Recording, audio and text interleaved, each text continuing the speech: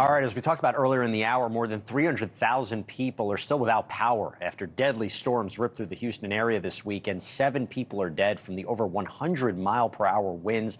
Cleanup crews are working on clearing the devastation left behind, but clearly this is not an easy task. I want to bring back on now, on the phone, Abbie Kamin, Houston City Council member of District C. Abbie, good to have you now. Completely understand there's connectivity issues.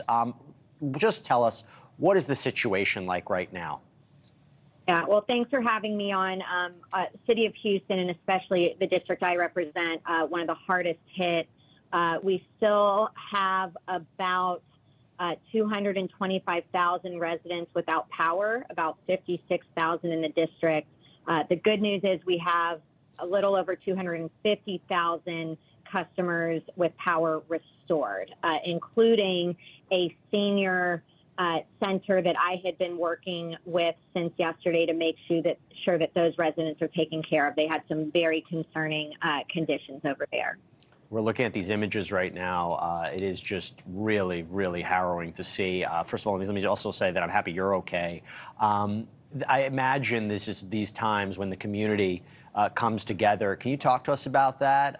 The efforts that neighbors are helping with one another, how the community is trying to work through this, what is clearly a devastating issue?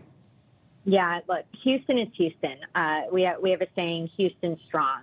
It was coined during Harvey, but it goes way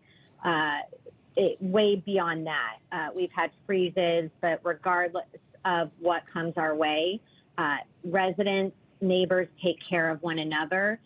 It is all hands on deck, and that's what we're continuing to do. It has been absolutely harrowing, despite all of the natural disasters we've had in the city. I'm born and raised here. I personally, when the storm hit, it was within minutes, no warning whatsoever.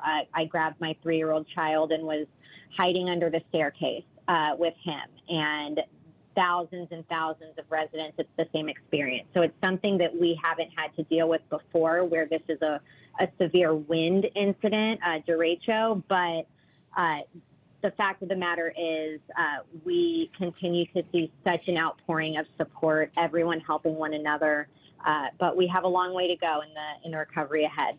And Abbie, I understand that you yourself were helping people as well. I think we have some video of that. Can you walk us through some of the experiences and what you saw?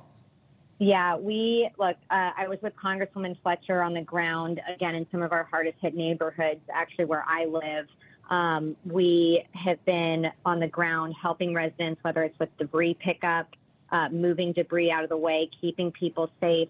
The most harrowing, I would say, is when we got word yesterday morning that 2 senior centers owned by the same management company had been without air conditioning, obviously loss of power, but no standard or planned food distribution for them, no water distribution for them. And we've jumped into action with the help and support of others, including Crowdsource Rescue, a great nonprofit.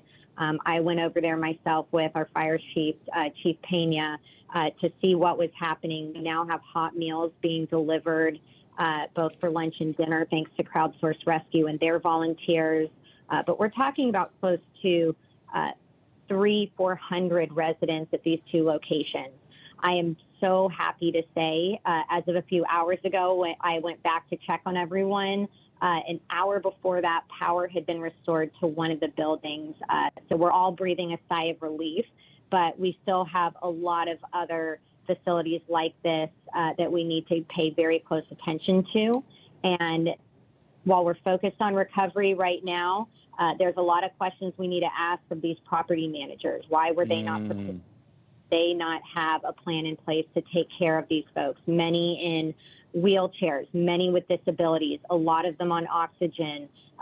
It's unacceptable, and we need to hold them accountable. Abbie, before I let you go, what can people do to help you guys, and what do you need from the state and federal government? I understand President Biden is trying to open up FEMA assistance, but what do you need from the state and federal government, and how can anybody who's watching this help you guys? Yeah, well, first, it's a big, big thank you to the Biden administration for moving so quickly, and that's in large part thanks to our congressional delegation and the boots on the ground, including at our county level, our county commissioners, city government, our mayor, everyone is all working together right now to push for assistance. Hey, thank you for watching. Please go to newsnationnow.com, newsnationnow.com, and you can find News Nation on your television provider. And don't forget to click the red subscribe button down below. Then you will get more of News Nation's fact-driven coverage.